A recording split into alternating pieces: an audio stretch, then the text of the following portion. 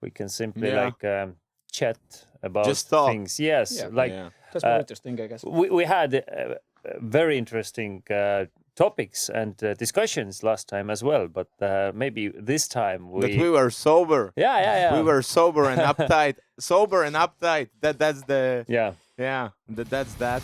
Yeah. So fuck that.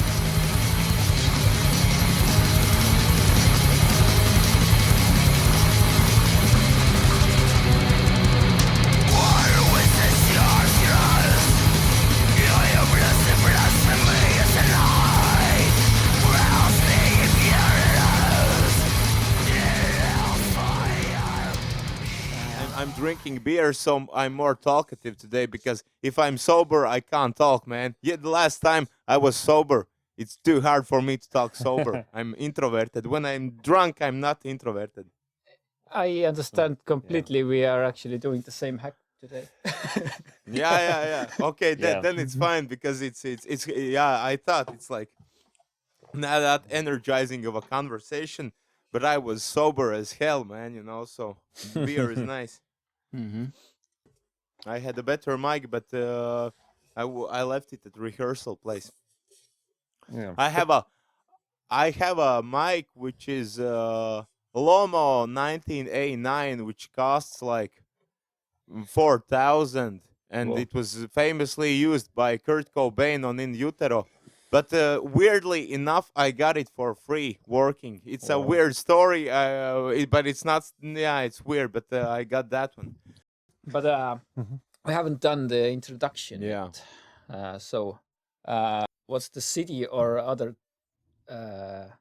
unit you are located right now? I'm in my hometown and city where I live and probably will die. It's Sigulda, and Sigulda is like 50 kilometers from Riga, and it's actually even closer to Tartu than Riga. Yeah, Oh, I like really? it. It's yeah. So I like it. It's quite small. We have some 14,000 people living here. Basically, 99% of them are Latvians. It's just pure. And most of it is there's a couple of shops, and basically you can get to forest and ancient valleys of the river Gauja in a couple of minutes from anywhere. So I like that it's basically right next to nature, and then even at nights there's foxes in the center because the center is so close to the valleys that the animals sometimes go out to the center. So I like it. It's nice, small, and beautiful, and no distractions or nothing. I really like that. Yeah. And you're in Tartu now, yes? Yes. Yeah. We are in the headquarters of our creative group Bergerus right now, where we do our studio work and rehearsals, as you can see from the sign behind us. Yes. Yeah. That's a different place or the same place I was Yes, when I you were was here. in Tartu. Yeah, it's exactly the same place. I don't remember the Bergerus banner, but I was drunk, so there's that. I remember actually. You were spending the night at our place after that. Yes, and thank you, man, for letting us crash there. Thank you, man. My really brother cool, my brother wasn't happy because he was sober and I was drunk as hell. And when we should be sleeping, he was sleeping right next to me in the small bed. But I was so drunk that I was snoring, so he got pissed off and went to the car, and I was like smelling of booze, and it's but I enjoyed that really. And you have a cool house, man. Really cool house, really cool. Thanks, man. It's like half dismantled and not far from ready, but but at least I could host you somehow. And but I felt a bit sorry, of course, that you couldn't managed to see this obscure concert we had after that. This like Yeah, I next day. remember you. Yeah, yeah. Not, dude, I forgot now when you're telling me. Yeah. I remember the weird place we actually went. Even I remember now. Fuck, It's- man, I had forgotten it. That was the Yeah, local awesome. mansion there, and the funniest part was actually that we were performing the next day on family event. Basically, it was this village Yeah, days or whatever, this local thing, and there was yeah. like everyone, like from little children to really old women, and then at some point, like went on with this black metal band, and apparently it was after bingo or something, no, like victorine, you know, Yeah. The the quiz. quiz, yeah, Yeah. quiz, and then But that's awesome, then man. and then they stopped like in the middle of our performance, and then they announced the results of the quiz for the older people so they can leave so we could continue playing with our black metal. Oh, damn, man, that's nice. But yeah. That's nice. But I wanted to ask actually, like connected to this subject, have you had like this sort of obscure concerts like this, so which are kind of not metal related, but you are still there and playing? And With Uguns, you mean? yeah, yes, with Yeah, Uguns. because we know that you play in several bands that play very different genres. But Yeah.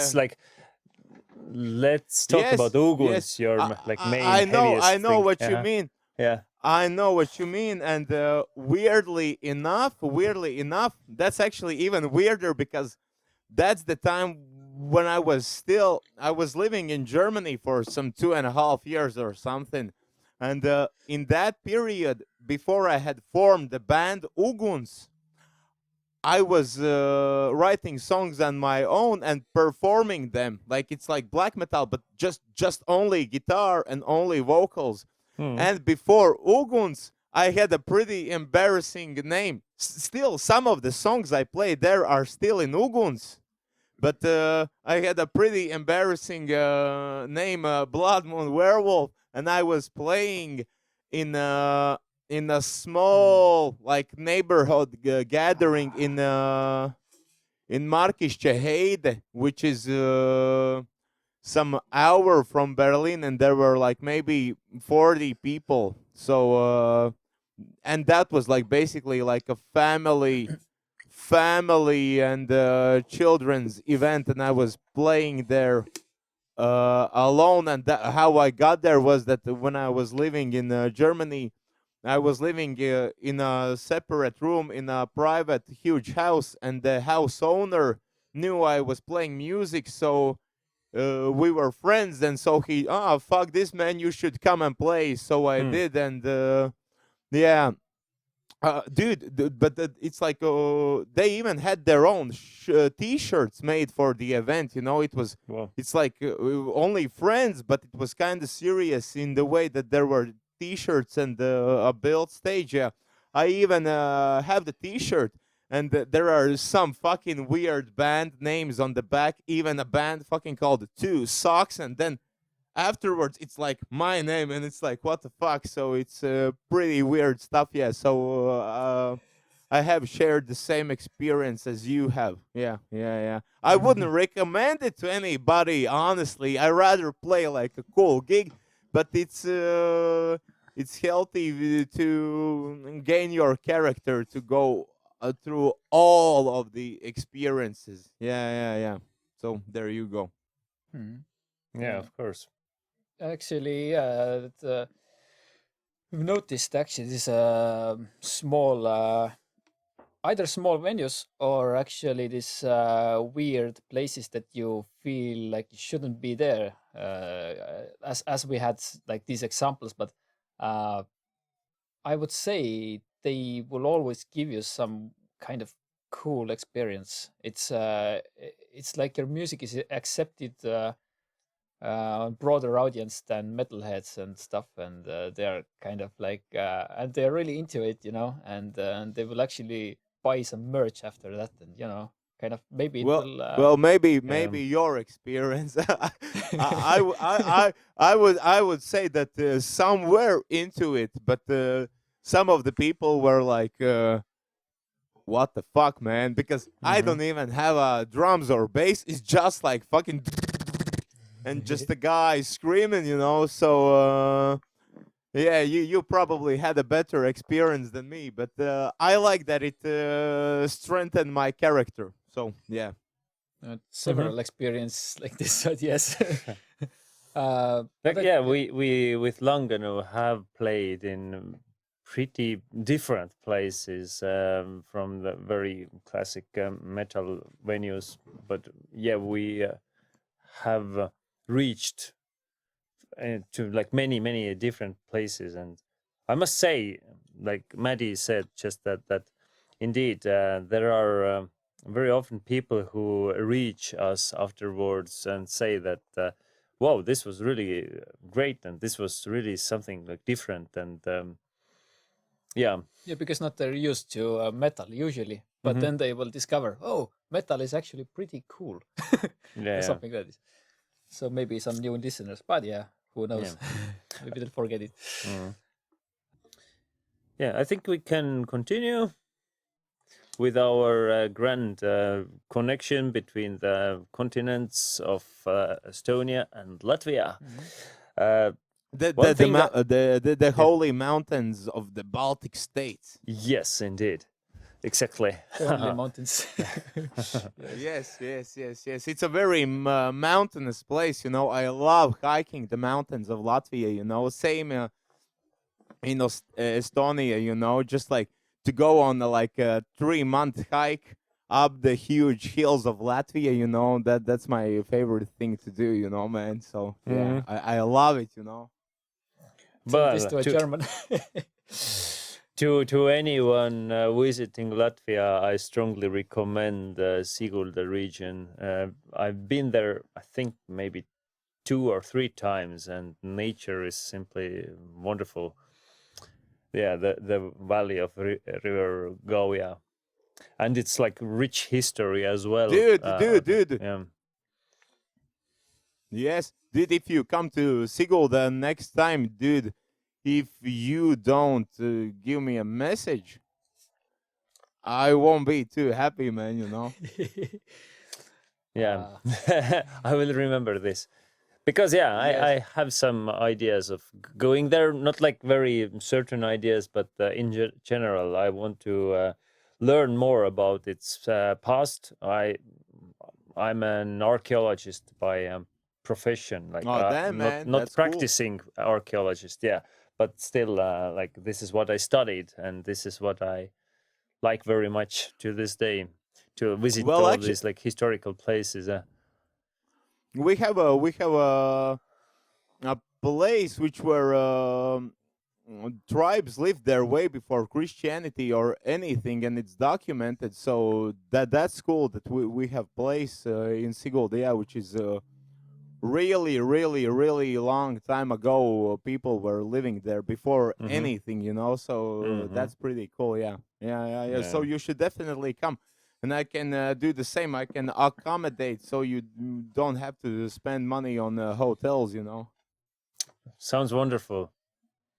Yeah. Yes. But about your like band life, you're not doing Uguns alone, and but as far as I understand, you are the only band member living in Sigulda. So the other guys are from Riga. Am I right? Yes. Yeah. Like, how do you kind of get together to do rehearsals, practice songs, or like do Well, whatever I band drive needs a to do? car. It's Uh huh. So yeah, we're basically living 50 kilometers apart. But since most of my life I've been living in Sigulda, but doing things in Riga, so I kind of I'm used to just driving a car there, or if not driving a car, if I want to get drunk, then I'll just take a bus for 1 hour, and Mm-hmm. it's no Mm-hmm. problem. But usually I'm just driving. But I'd rather drive to Riga and do all my social things and everything, and then I go back into the obscurity of Siguld and Mm. live there rather than just to live in Riga and do. It's probably more practical and easy to live in Riga, but for me, it's more important to live close to nature and in a small community rather than multiculturalism, which I don't like. Yeah. Mhm. Yeah, I understand. Like big cities have very different vibes, and they simply are not for everyone. Yeah, like Yep, totally. yeah. You have been to our place, you Yeah, know. in It's, Siguld, I've lived in a. Mhm. the, in Siguld, what I really enjoy and like is that, for example, if it's like 30 minutes past 9 and I'm walking on the street, and if I see somebody half a kilometer away, in my Mhm. mind it's like, what the fuck? Is this Shanghai? Why there are so many people? I'm used to being the only person on the street. So I Yeah. really enjoy that. I really like the calmness and the peace, and yeah, I like that. Good for introverts. Yeah. Yeah. Uh, Although Tartu is a bit larger town, we have about like 100,000 people, almost. We are Still like, nobody.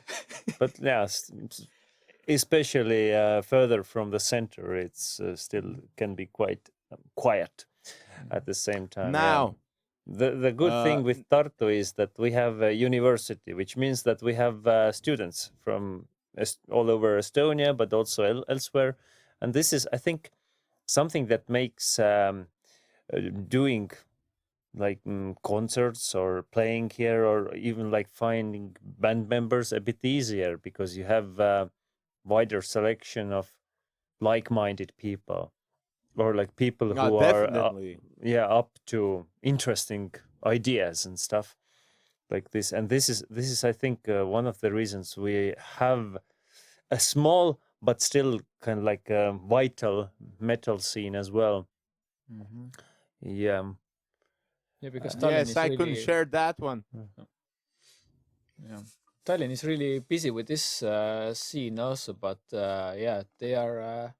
I mean, you would expect that Tallinn would have a good metal scene, basically, because there's all the people are there anyway. And there is But yeah, a good there is a solid yeah. thing, and And really they're like. also closer. They're closer to Finland, which Yeah. is more metal than being in Tartu. Because I mean, Finnish music is way next level than probably any Baltic state.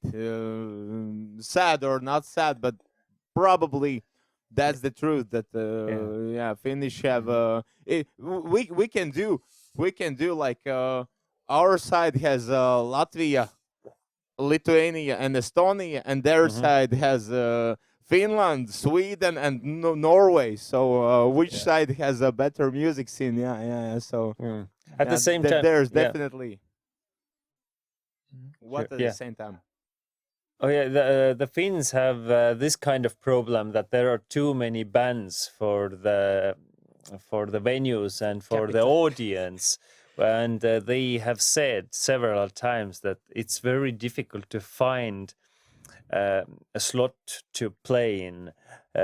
So they very often play in Tallinn, for example, and the thing in Estonia in general is that I don't think that we have problems in finding a pretty decent like concert possibility, concert place, time.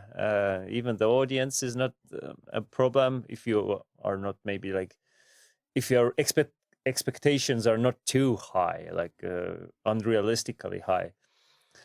How's the thing in Latvia? Is it like easy to find a place to play and have audience?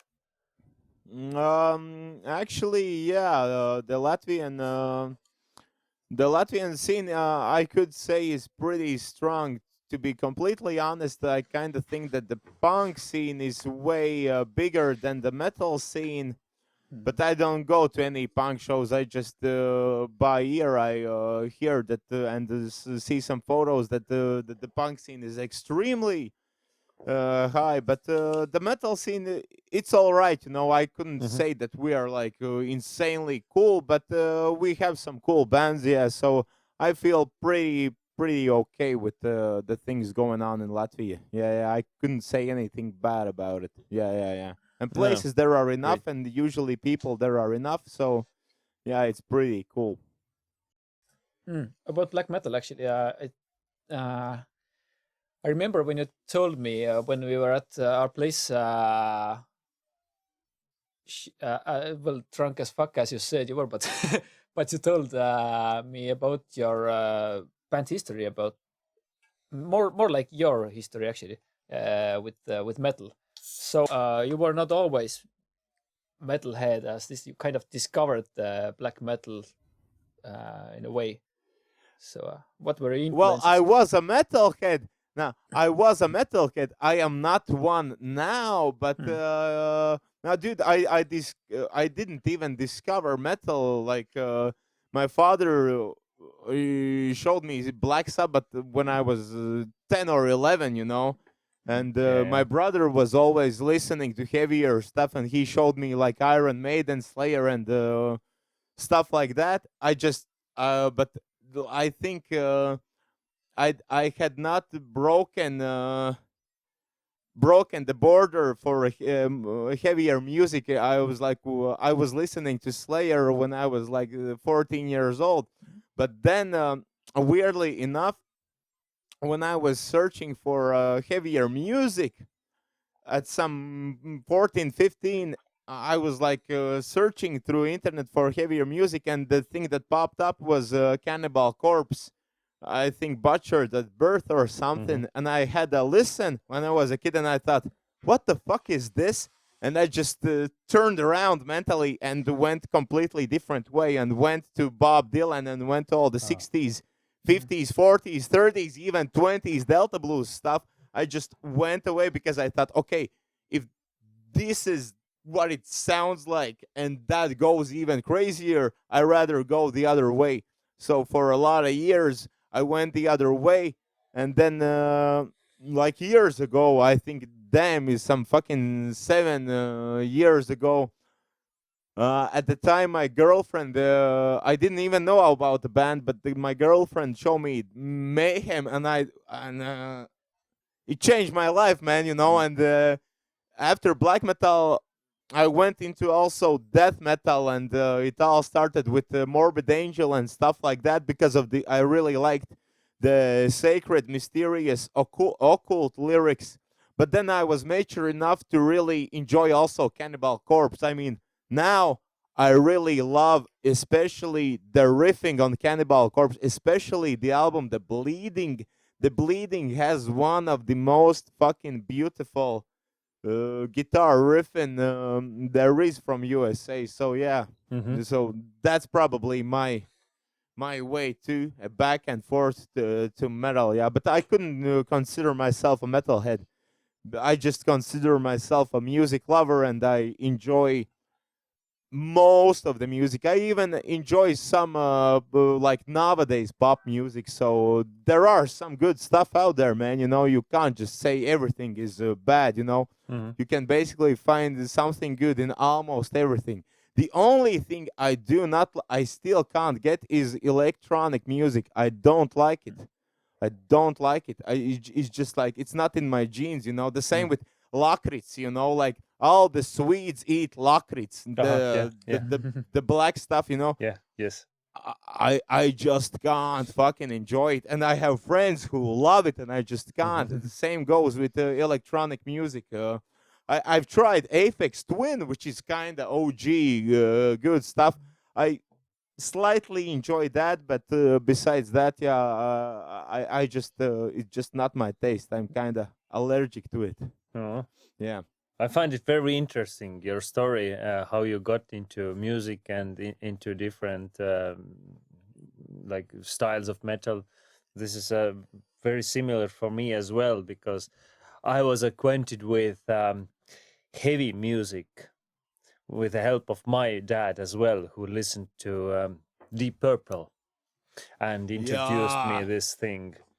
And from there, it was like easier to get to different approaches, different directions, so to say. And there was and still is this metal radio show in Estonia, Metallian. And when I was maybe like, I don't know, 13 or 14, I used to listen to the beginning of the show where when they played like more like easier genres with clean singing, and I usually turned it off when things came to like death metal or something like this, because I was not ready for this yet, and only later I Yeah. kind of like understood what this was all about. But yeah, like you don't need to listen to death metal right from the beginning. It doesn't usually go like this. And as far as I have talked with metalheads or extreme metal people, then they, not all, but many of them have also this like love affair going with some maybe like more old school heavy music, heavy Exactly. metal, or like something. Define metalhead. I mean, we kind of, I would say we have the same story actually. We all, because we can all we can talk about our dads basically, and Yeah, yeah. and their brothers and stuff that you know. Yeah, yeah. Because Yeah. that's kind of the way it was anyway for me too. Hmm.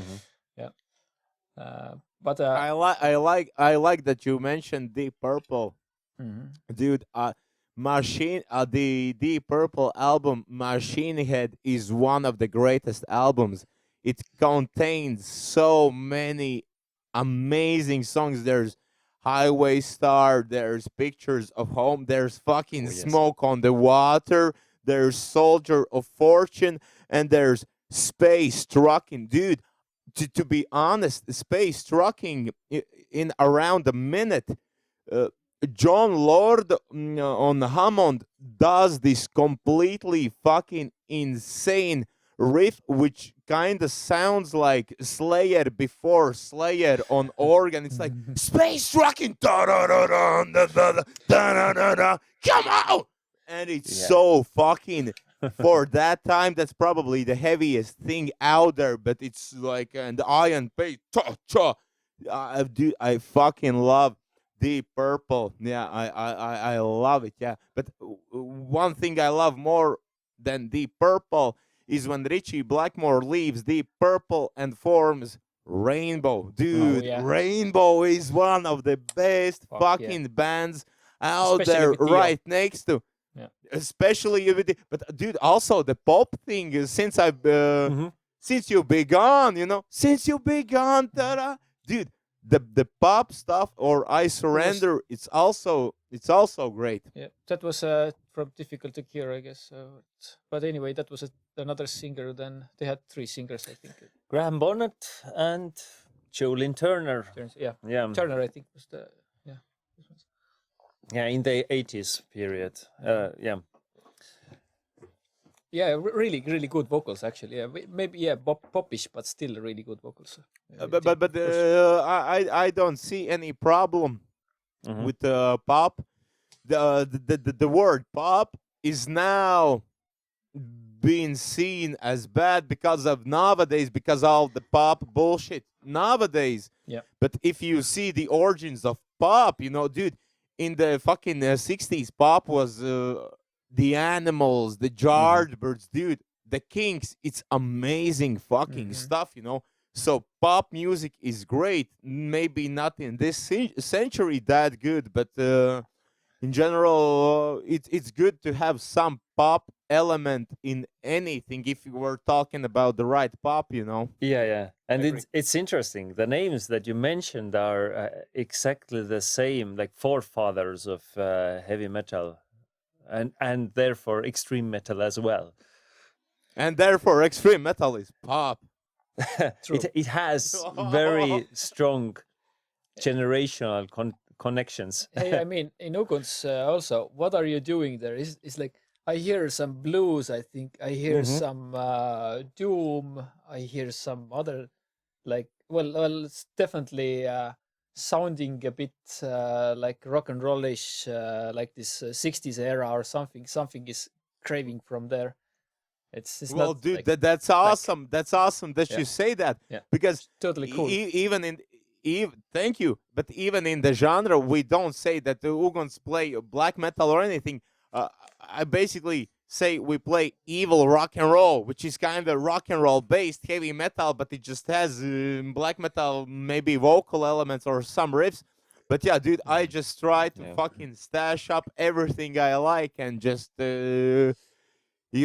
like from pure instinct, whatever sounds nice, I take that, and so yeah, since I love every kind of aspect of music, so I just try to put in everything I can. Yeah, but it's nice that you hear the blues, man. That's cool. Yeah, the blues is there. Yeah. That's the way to go. Mhm. Actually, also, who is there to tell you what you should do? Come on, you do what you do, and And that's even good. and even if somebody tells me, yeah, then I can tell that person to fuck off, motherfucker. But I've also I had the impression that like if you're singing there, you have like when you are on your concert I mean, if you are on the stage, you probably also have this like metamorphosis to the person who is there on the stage, and then living it out, like living through it, not like performing, but kind of Being there. being there, giving it live, like purely what you have inside or something like this. What are you feeling when you are performing with Uguns? Most of the time, it's basically just if it's a good concert, if it's like really everything, the sound is good and you are in the right place, then I don't basically remember anything. It's just like a nice trance blackout. Most of the shows are, but some are disastrous, and I hate even to remember them. But some are so good that I don't even remember anything because it's just so in the fucking moment that you don't even have a 1 millisecond to even think about what you're doing. And those are the best shows. That is basically a blackout. You come off the stage and it's like, fuck, dude, that was fucking amazing. And that's about it, yeah. But yeah, so yeah, I could say I could say that I feel just like really like pure euphoria, and that's why probably I don't remember anything. It's not because I have drunk fucking 2 liters of whiskey. I've had like maybe 4 beers, and that And the wouldn't whiskey. get me blacked out.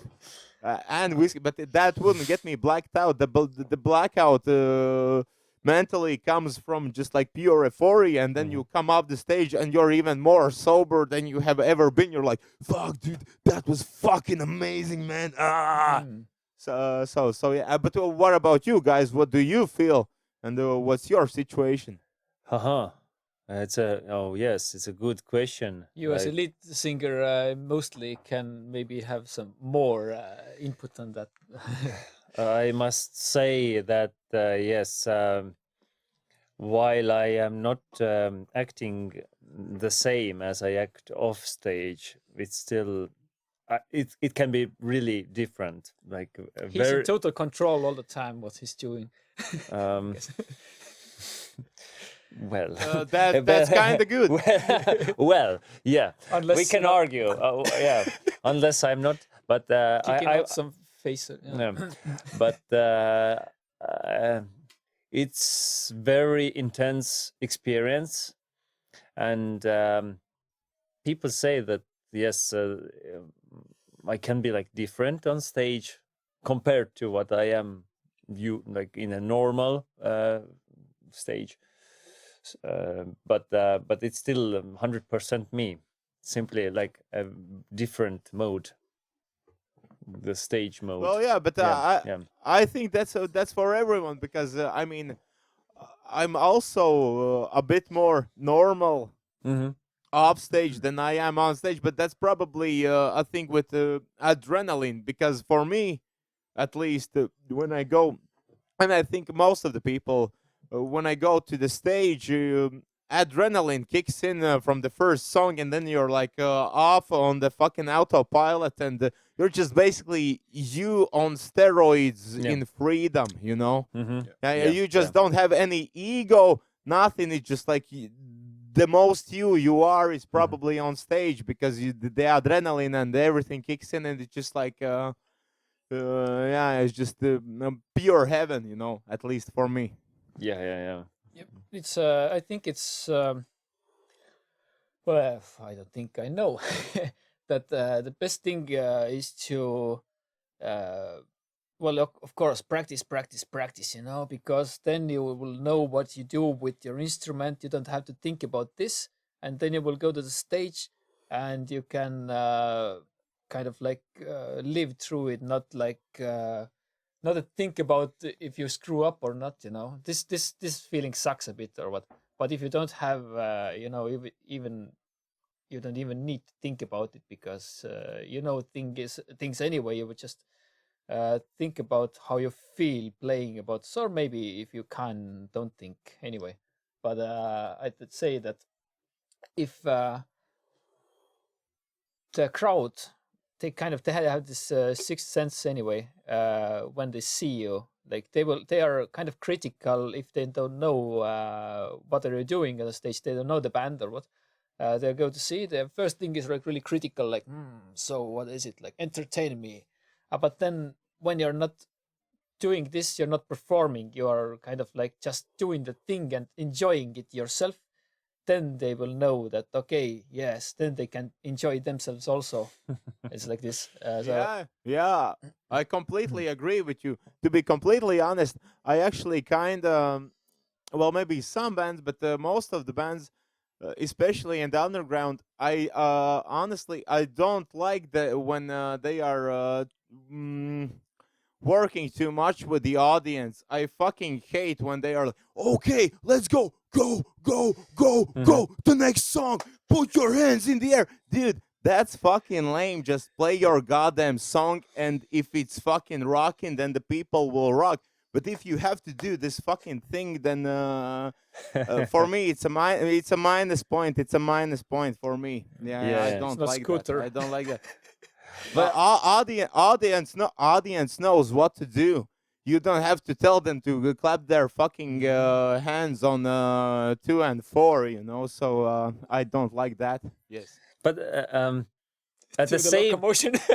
at the same time, I've seen Uguns maybe twice, because we have played together with Ziegenhorn at the same festivals or like concerts, and every time I have watched Uguns, I must say that your ability to interact with the audience is very natural and very convincing, and something like worth experiencing. So we are, of course, very glad that you will attend the Tarbariitus. So we will have this experience in Tartu as well. Yes, but I never tell people to fucking Yeah, shout or yeah. Yeah, exactly. of course. That's the same as begging for money. Excuse me, can you please applaud for me? Can you please enjoy? You know, I Yeah. don't get that at all. Change. Yeah. We demand you Yeah. have good time or something like this. Yeah, I Yes, also yes. Go also like this. disagree with Antti. Huh? This like what he said about yeah.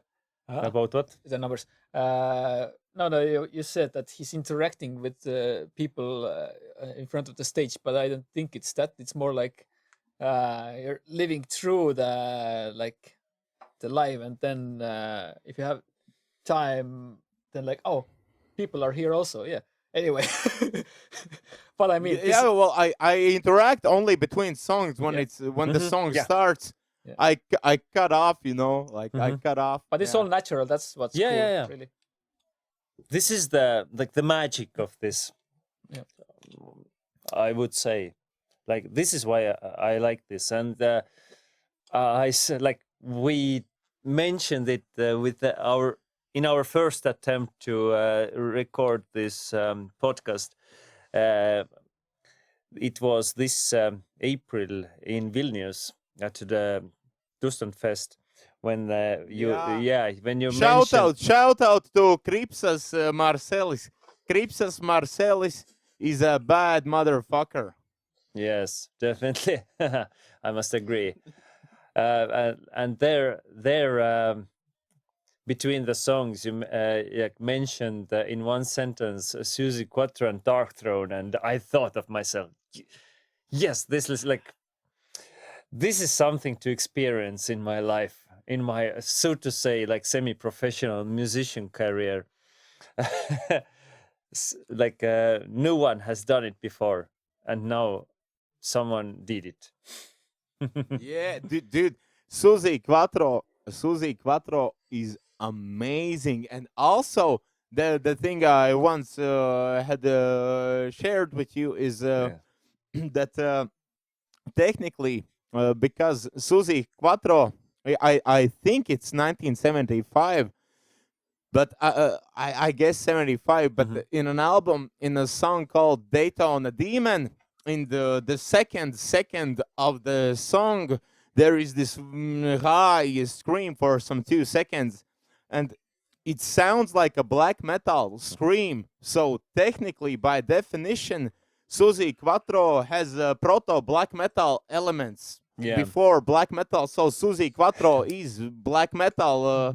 You can agree or don't agree, but the scream sounds for itself. So technically, Suzi is proto black metal. So even Mayhem should be grateful for Suzi Quatro. And if somebody don't agree with it, then don't agree with it. Yeah. But just have a listen, and have Yeah. an open mind. So, like everyone listening to this conversation, check this out. Suzi Suzi Quatro, Quattro Day. Daytona Demon. Yes. Daytona Demon. The second of the song. Yeah.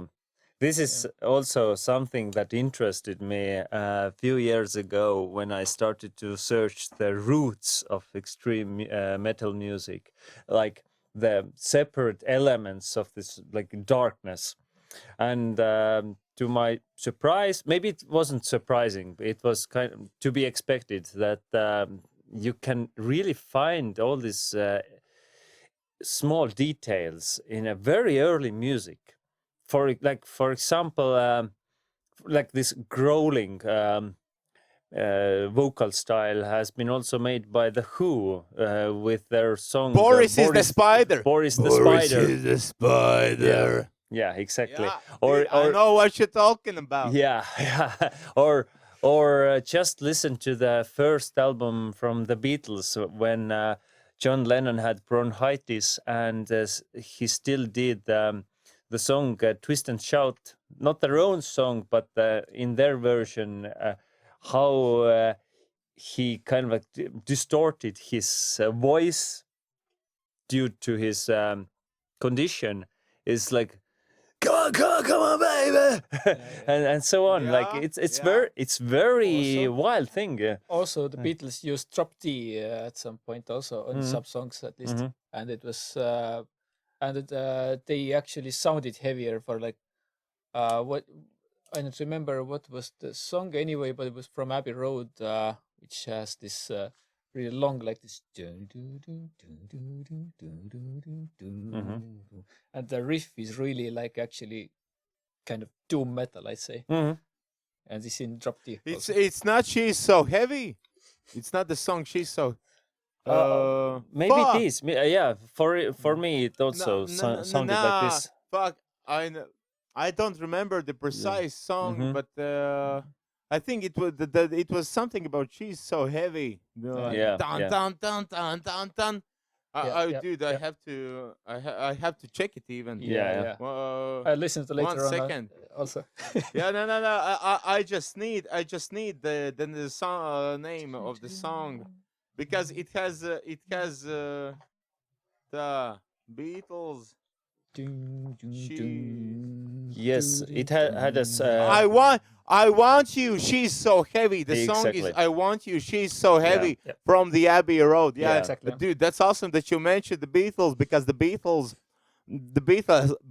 have basically done everything. It's kind of the same thing with Sabbath that Mhm. basically everything any other metal band does, Sabbath has done it in one way or another. So yeah, we can't top that. Yeah, we can just go more extreme or something or blend it more. Mm-hmm. Yeah. Like even the term death rock was uh, adopted in the 1950s already, if I am correct. At the time of real? at the time of the first wave of this rock and roll boost. Well, we should check it out maybe later, but I think Like, dude, the roots lie if you somewhere. Yeah, can expand on that one, yeah, that'd be great because that's first time hearing, dude. But that hmm would be death rock, dude. That's dude, yeah, death blues, next level, death blues. yeah. That's what we should But have on the playlist. come to think of this, like Johnny Cash wrote some of the darkest lyrics of all times, like.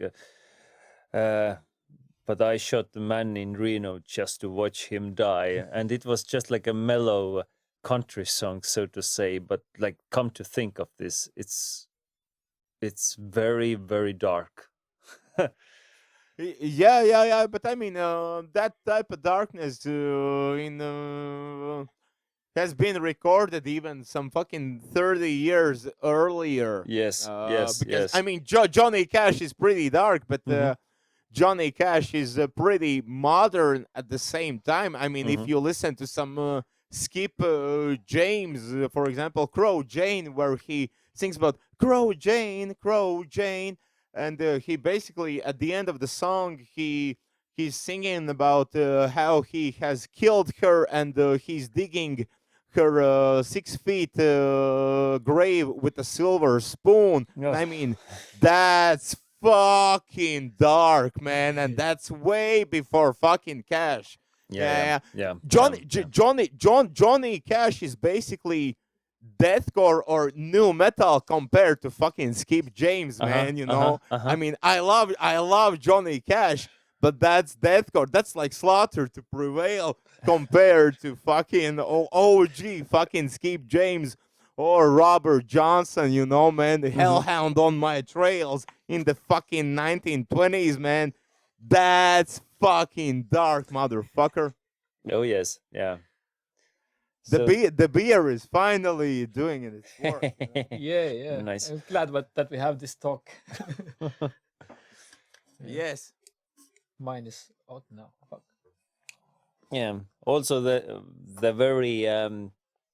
very centerpiece of heavy music, the distorted guitars, they began in the 30s already, when some musicians discovered that the ramps are not working properly, but they liked what they were hearing. Yeah, by accident. I Yeah. don't remember the song, but it was a bass line by accident. Hmm. Maybe you remember specifically, but I just remember the story that they were in the studio and something in the middle of the song happened to the bass channel and something fucked up and it naturally got extremely distorted and then they kept it, but it was in Hmm. the middle of the song accidentally. Then I think the next step was, which was conscious, was I guess I'm not sure about this one, but I think that the next big step was uh, the Kinks. I think it's Ray Davies or something, but the group, the Kinks, uh, they uh, they slashed the guitarist slashed his speaker with a razor blade, Hmm. and Hmm. they recorded some classic. I think it was "You Really Got Me" or Hmm. something like da da da da da da da da da da. Da. Yes, Yeah, this so song is in the also like a 60s. very, very like showcase of this the staple of heavy rock, so to say, or the Yeah, this it was riff rock. it was a power chord based riff. Yeah. It wasn't anymore just the chords as some background. It was like da da da da da. So basically, it's the first time like they're grooving to a riff, and the concept, the idea of riff becomes what it is in that song. With only two power chords. Da da da da da. Mm-hmm. Yeah, but basically, if they were tuned in E standard, so it's basically the F and the G, da da da da da, F G G F G. So yeah, yeah, What yeah, yeah. did you? Yeah, but what It's good. about? It's good. It's good. It's good that between F and G they did not put an A chord. Yeah. Ah, that's clever. Yeah. Yeah, you're really well educated. But I was going to ask about you're talking about now kind of like 60s and the origins, but what are you enjoying now? Actually, kind of like the new bands, or what are you digging right now? From newer bands, Mm. um, um, I think probably the newest band I'm listening to is Graveyard from Sweden, but they are from some 2005, I guess, something. I'm not even sure, but they are from the 2000s, early 2000s. But that's, I think, is the most modern music I'm listening. But I mean, dude, Graveyard is one of the greatest 21st century bands ever. I mean, I can't get enough of them. I've been listening to Graveyard for some 10 years, maybe 10, even more actually. I think 11 or 12 years. Mm-hmm. But yeah, from some completely new bands, I think I have not heard anything I would like to listen to more. Yeah. Well, Graveyard doesn't sound too modern for my ears, but it's definitely good. Yeah. What are you listening to? Modern. Modern. Oh well. Yes. Actually, yeah. Well, okay. Modern things. I would say Igor must be maybe one of the modern things. What? Igor, What? like the Igor. Igor. Yeah. That's with the- cool. Yeah. But yeah. I mean, Okay. I'm kind of like getting a bit, also had quite enough already now, because he's continuing the same path, and of course he will invent something new, but then like I've already heard it, so it's my personal thing that I can't be still too much of the same thing. For example, there was this Shining, which was from Norway, not from Sweden. The Shining, what The junkie guy. uh Yeah. Quadfort. No, Quadfort. he's from Sweden, no, the but Mückerby, or what was but- his but name? The Shining with the saxophone. Yes, The yes, band yes, with yeah. the saxophone. Yeah. Munkeby. the Ah. Okay. Norwegian Yeah. one. Yeah. Mm-hmm. And that's that's actually when they did with this. I think the best album, actually, what sounded best for me was actually two albums. One was EP, or they both were. I don't remember. One was the Kingdom of Kish, whatever it was that. In the kingdom of Kitsch, you will be the king, or something like Something. this. It was from a quote something. from some book or Yeah, something. yeah, I don't remember exactly, but Kish, I think it sounds kind of like a King Crimson ripoff. yes, The kind court of. of the Crimson King, and they also use sax. I think King Crimson have used saxophone, Well, yeah. Yeah. Oh, like well, dun da da da da, like the 21st century schizoid man. they did a Yes, cover I for think that they anyway. have, Indeed.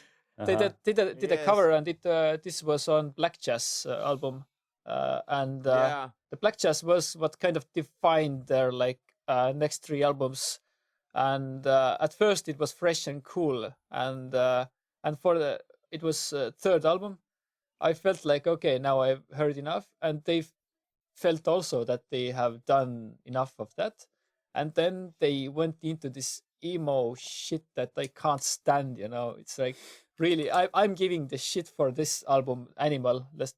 That's when I stopped listening to the band entirely.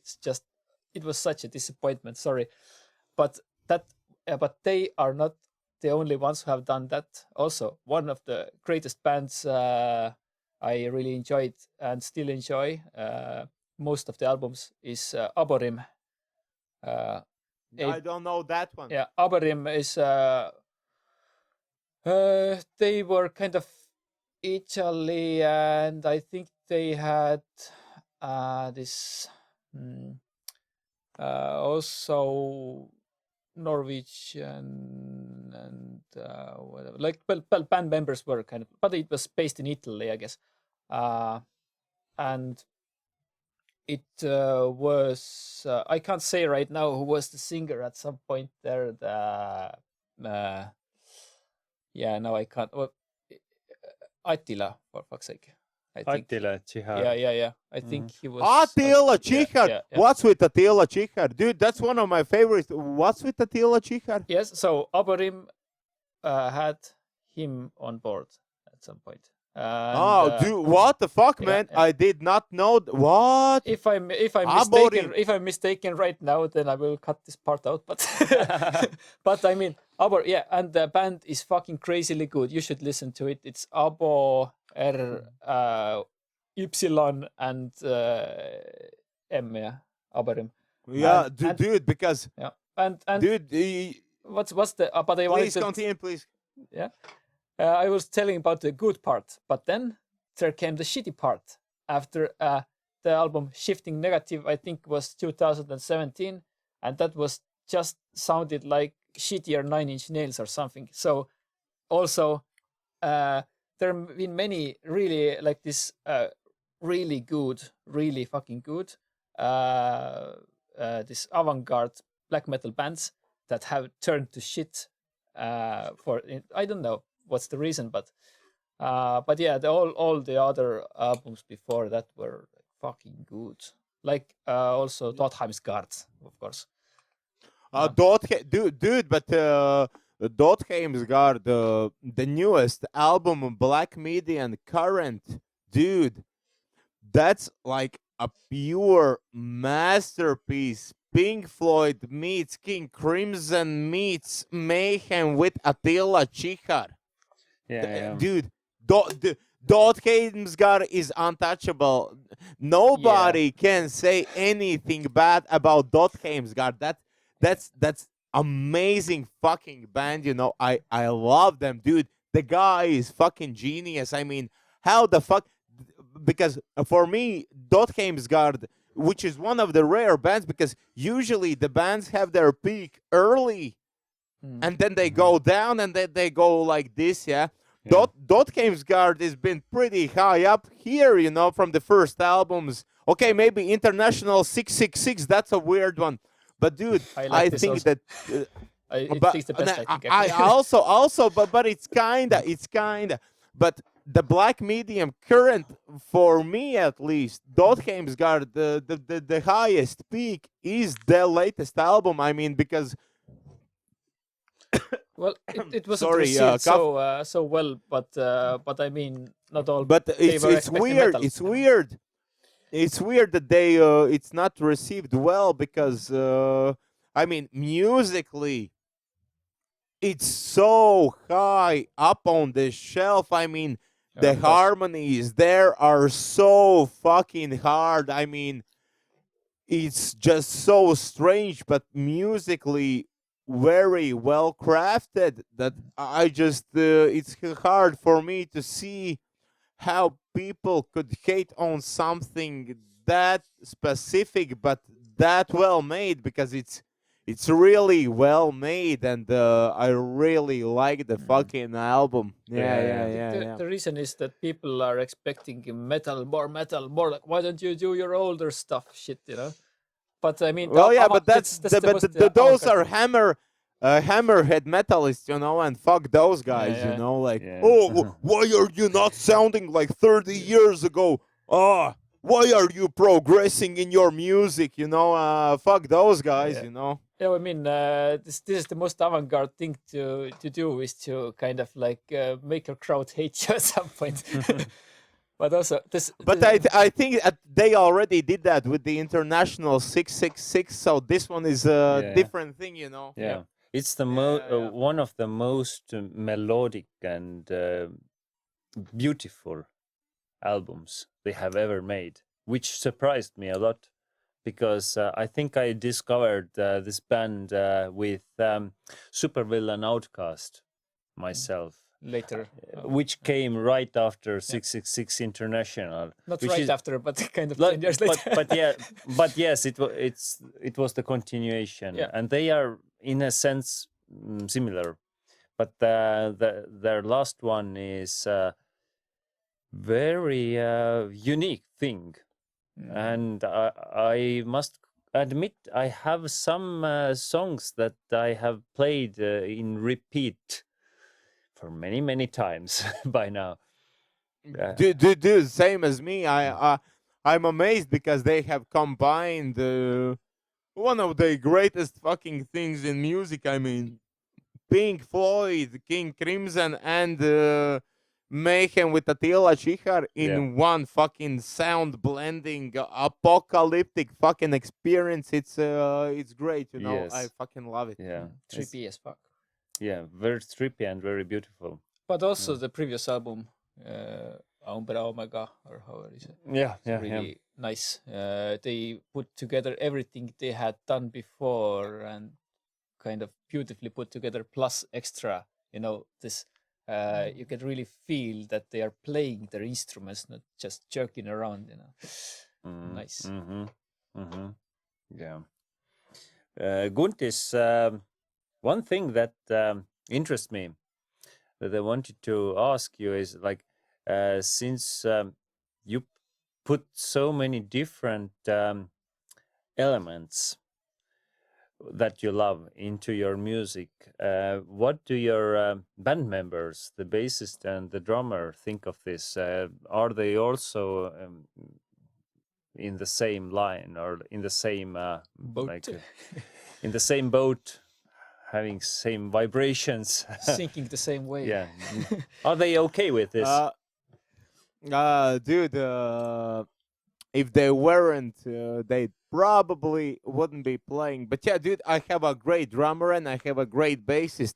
The drummer is Artur Surians, who actually, for amazement, he played in the fucking Skyforger, Yeah. which is the biggest band probably out of the Baltics ever, you know, and he has played for like fucking 20,000 in Rio de Janeiro. He has done that, and so yeah. I'm still amazed that he puts up with me, this fucking asshole. You know, he will play. That's fucking weird for me still, because I fucking so much appreciate him. And same goes with the bassist. The bassist is Martin Skuja. And with him, there's a weird situation that, but in a good way. But that guy, he plays in also in the Odeon, which is way bigger band and way more accomplished. And he also plays in another group, Vem. And yeah, so the guy plays in 3 bands, and but they are all in the metal scene. So that's different, because I play in 4 bands, but they are all spread across everything. He plays in 3 bands, but he plays in one specific strict kind of music. So that's kind of insane, you know. But yeah, He has a cool they are custom really bass, on board. I mean, he will get excused. no, because, the guy makes also his bass, you know. Yeah. So that's that was fucking that's cool extra. instrument, yeah. Extra point. Yeah. But especially like playing style. To be completely honest, one thing is that when I had started Uguns and there was only the drummer, dude, I had in my brain some fucking more than 10 songs, but they were all like fucking tremolo, picking, just like fucking pure black metal.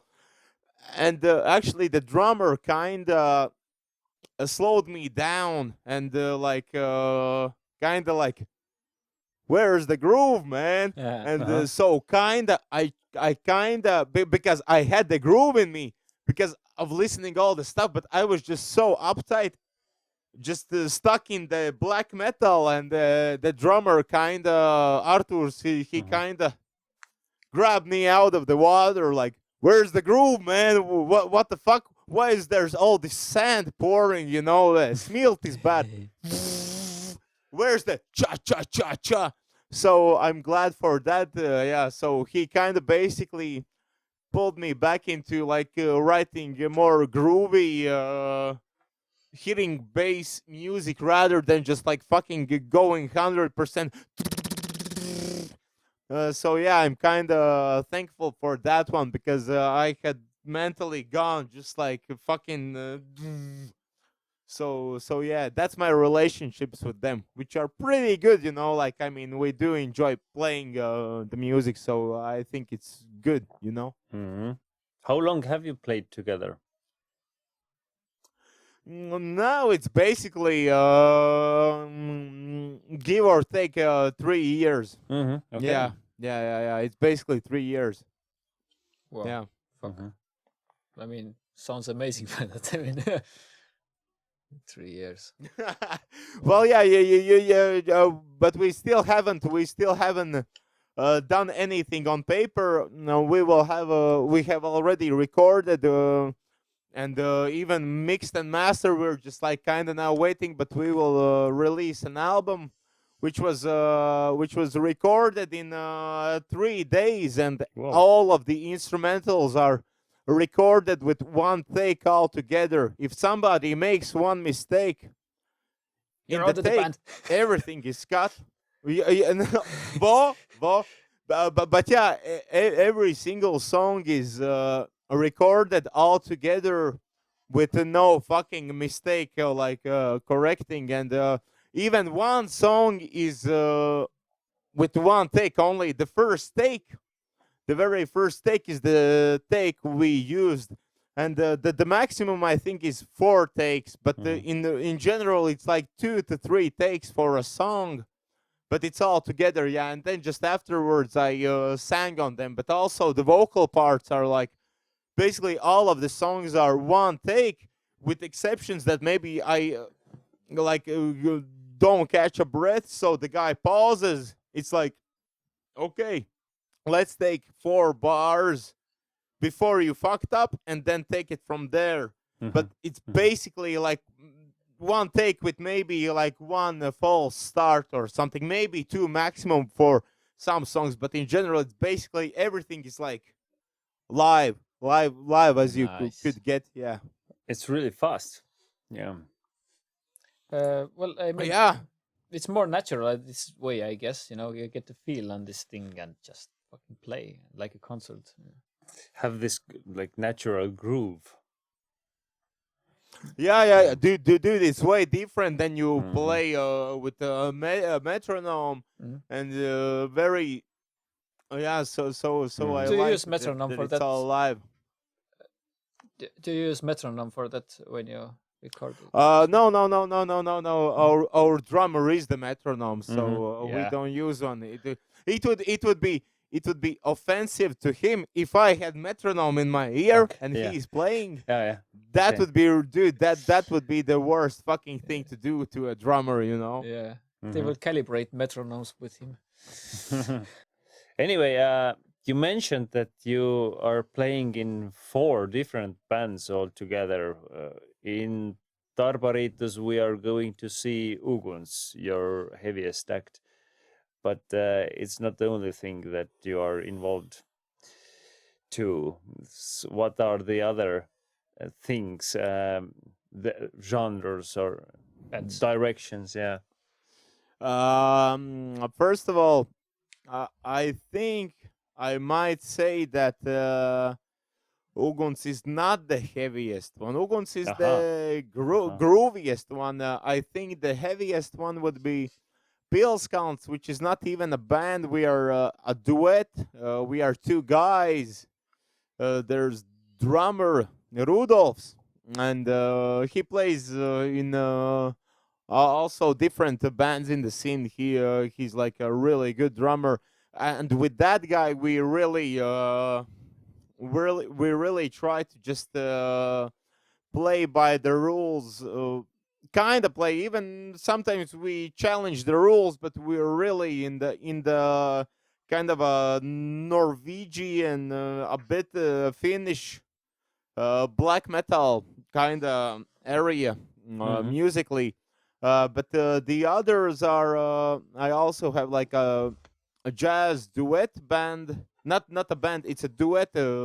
I play a semi-hollow Gretsch guitar, and the other guy, Arturs Baris, he plays mostly clarinet, but also saxophone, and we play this kind of ballady jazz type of thing, and I just always just groove on it, and he just solos the fuck out of it. But it's mostly for sometimes some artsy events, but mostly just like some corporate weird vibe, and we do it for Mm-hmm. money. I mean, that's Mm-hmm. the thing. I mean, I just I love doing any job, but to make money from music, from playing guitar, that's the best, you know. And we play in suits most of the time, Mm-hmm. black and white suits, and we play in some fucking company parties as a fancy background music, and everyone's there all dressed up, and they have the fancy little fucking snacks, and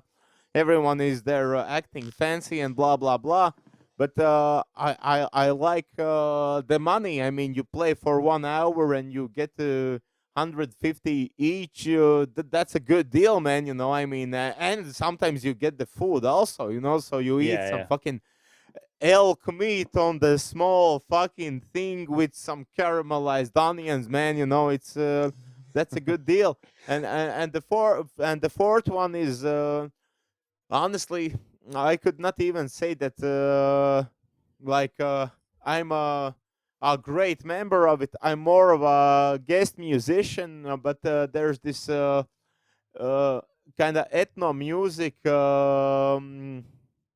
band that there's like seven women singing very old traditional Latvian songs, but they have a kind of new twist on it. So they have like a flutist, they have a electric guitarist, and also me. And in there I play didgeridoo, which is like the Ah, Australian aboriginal fucking, and it sounds like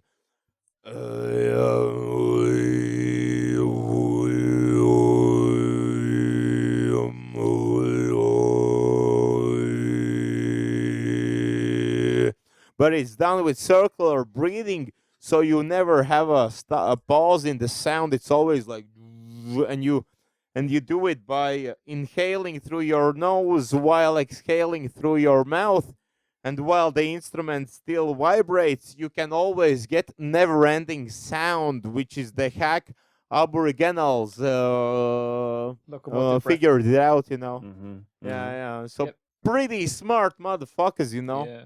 One guy in Polish guy in Amsterdam also tried to teach me the teach, but I really couldn't get locomotive breath going on too easily. It's the hardest part. The teach itself is manageable, really. Yeah. Mm-hmm. Yeah, the dude, maybe he did not. I don't know, because I think circular breathing is pretty easy if it showed you easy, you know. So I think basically everyone can do it, you know. It's you just need to step up, but yeah. So Mm. if you Just guys come practice to more. Siguld, if you come to Siguld, I can teach you circular breathing. Yeah. Yeah, we sure write it down in our calendars, and The didgeridoo lessons yeah, in yeah, yeah. Sigulda. The history Yes, and didgeridoo lessons in Sigulda. I have some 4 didgeridoos, so it's gonna be Whoa. enough for everyone. Mm. Ooh. Yeah, because Sure. yeah, Yeah. it's like singing while playing. It's also kind of a thing that you need to just hack it, somehow at some point. Yeah. Yeah, but once you hack it, it's extremely easy. Hmm. I mean, when I started, I also thought, what the fuck? It's hard to play and sing. But once you crack the code, then you can do it polyrhythmically. The guitar Oh. does one thing, the vocals do completely different thing. And Hmm. yeah, easy peasy. That's nice. But we are really waiting for Uguns to come to Tartu to Tarbariitus festival. It's already very, very, very soon. I hope Dude, preparations are going well. that's like basically That's today is Friday. That's like 1 week. 1 week from now, yeah, Yeah, when we are yeah, that's recording. podcast comes out maybe tomorrow. I don't know how fast we Mhm. will hack it together, but Yeah. Uh, but I mean, yeah, it's cool. Right? Really, really waiting actually for this thing. We're really cool to hang out with also. And oh, by the way, don't get your hopes up high because I might be an asshole. Too late. happens It's happens too late. when Too late. We are also like, yeah, we have all. but we have to be more sober than maybe it's. Oh well. Anyway, have you been to? I mean, have you played in Estonia also at some point? No. Before. No. I have played in Tallinn, but Hmm. Not in Estonia. years ago with lol. With a band called So Lucid Electric Feel, I was playing bass there, but that's like 6 years ago when we Hmm.